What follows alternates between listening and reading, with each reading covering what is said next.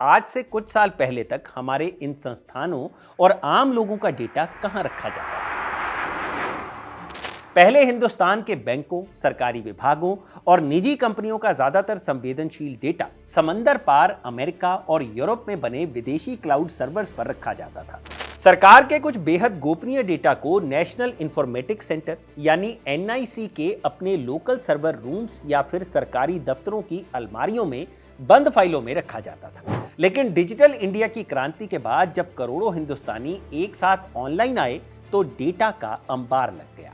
सरकार को यह बात बहुत अच्छे से समझ आ गई कि अगर विदेश में रखा हमारा डेटा हमारे ही खिलाफ इस्तेमाल हो गया तो देश की सुरक्षा खतरे में पड़ सकती है। लेकिन भारत सरकार को इस खतरे का असली एहसास कब हुआ?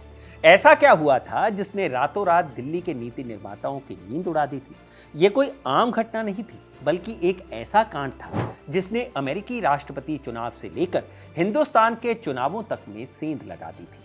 तारीख थी 17 मार्च 2018। अमेरिका के अखबार द ऑब्जर्वर और अमेरिका के द न्यूयॉर्क टाइम्स ने एक साझा इन्वेस्टिगेटिव रिपोर्ट पब्लिश की। इस रिपोर्ट ने पूरी दुनिया में तहलका मचा दिया। रिपोर्ट में खुलासा किया गया कि कैम्ब्रिज एनालिटिका नाम की एक डेटा एनालिसिस कंपनी ने फेसबुक के जरिए करीब 8 करोड़ 70 लाख यूजर्स का निजी डेटा चुरा लिया है। ये कोई आम चोरी नहीं थी।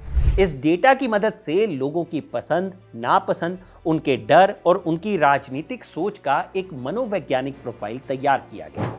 इसके बाद साल 2016 के अमेरिकी राष्ट्रपति चुनाव में इन यूजर्स के मोबाइल स्क्रीन्स पर चुन चुनकर ऐसे विज्ञापन और खबरें परोसी गईं जिन्होंने उनके दिमाग को बदल दिया और पूरे चुनाव के नतीजों को पलट कर रख दिया।